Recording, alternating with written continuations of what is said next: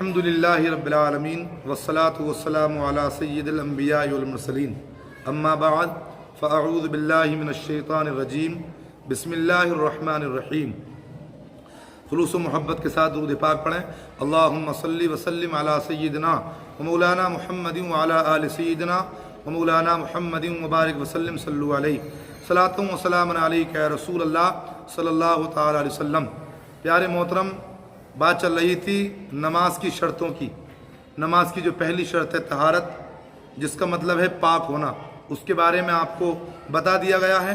اور نماز کی دوسری شرط ہے ستر عورت، یعنی بدن چھپانا۔ مرد کے لیے ناف سے لے کر گھٹنوں سمیت بدن کا سارا حصہ چھپا ہوا ہونا یہ ضروری ہے، جبکہ عورت کے لیے ان 5 اعضاء منہ کی ٹکلی، دونوں ہتھیلیاں اور دونوں پاؤں کے تلووں کے علاوہ سارا جسم چھپانا ضروری ہے عورت کے لیے۔ اگر ایسا باریک کپڑا پہننا جس سے بدن کا وہ حصہ جس کا نماز میں چھپانا فرض ہے اگر نظر آ جائے یا جلد کا رنگ ظاہر ہو جائے تو نماز نہیں ہوگی۔ آج کل باریک کپڑوں کا رواج بڑھتا جا رہا ہے۔ ایسے باریک کپڑے کا پیجامہ پہننا جس سے ران یا ستر کا کوئی حصہ چمکتا ہوا نظر آئے، علاوہ نماز کے بھی ایسے کپڑے کو پہننا حرام ہے۔ دبیر یعنی موٹا کپڑا جس سے بدن کا رنگ نہ چمکتا ہو مگر بدن سے ایسا چپکا ہوا ہو کہ دیکھنے سے عضو کی حیت معلوم ہوتی ہو، ایسے کپڑے سے اگرچہ نماز تو ہو جائے گی مگر دوسروں کا اس کی طرف دیکھنا یہ ناجائز ہے۔ ایسا لباس لوگوں کے سامنے پہننا منع ہے جس سے ہمارے جسم کی حیت نظر آئے، اور عورتوں کے لیے بدرجہ اولا ممانعت ہے۔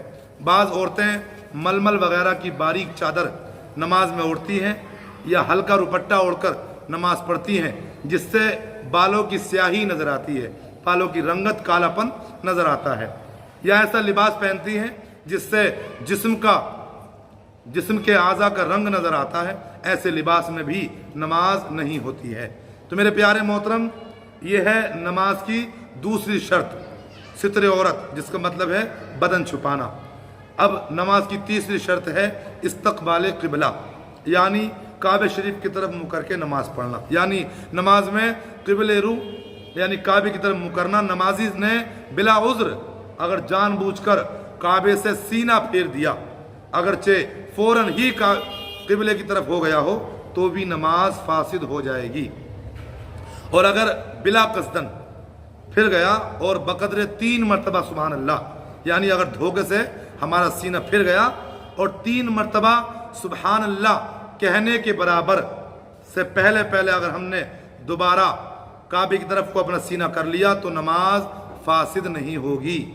سمجھ رہے ہیں آپ؟ اگر ہمارا سینہ ہم نے جان بوجھ کے کعبے سے پھیرا نماز میں تو چاہے تو پل بھر کے لیے بھی اگر پھیر دیا تو نماز ہماری ٹوٹ جائے گی، فاسد ہو جائے گی۔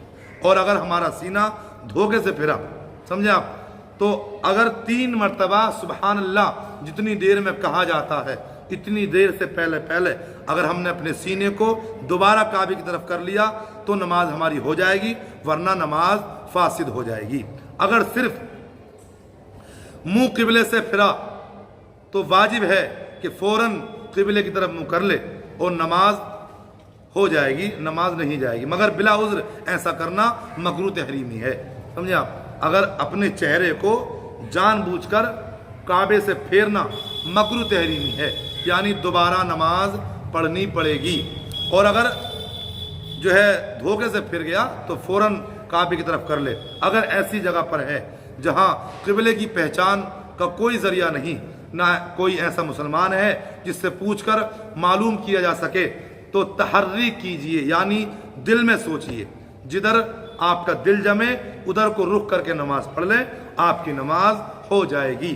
اور تحری کر کے نماز پڑھی بعد میں معلوم ہوا کہ قبلے کی طرف نماز نہیں پڑھی تو بھی نماز ہو گئی، لوٹانے کی ضرورت نہیں۔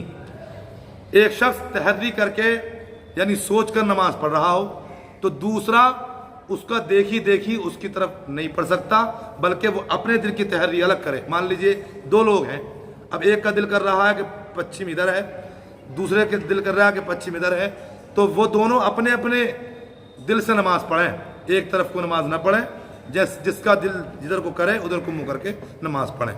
तो ये है नमाज की तीसरी शर्त, इस्तकबाल किबला यानी काबे शरीफ की तरफ मुँह करके नमाज पढ़ना।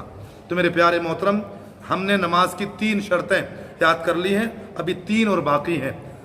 आगे को नमाज के बारे में जानकारी हासिल करने के लिए अगर आप हमारे YouTube चैनल प्यारे दीन की प्यारी बात पर पहली मर्तबा आए हैं तो आपसे गुजारिश है कि आप इस चैनल को ज़रूर सब्सक्राइब करें और बेल आइकन का बटन दबाएं ताकि हमारी हर वीडियो आप तक पहुंचे और आप नमाज के ताल्लुक़ से ज़रूरी बात की जानकारी हासिल कर सकें। रब्बुल आलमीन की बारगाह में दुआ है, परवरदिगार आलम हम सबको सही तरह से नमाज पढ़ने की तौफीक अता फरमाए। आमीन बिजाहिन नबी अमीन सल्लल्लाहु अलैहि वसल्लम। अस्सलामु अलैकुम।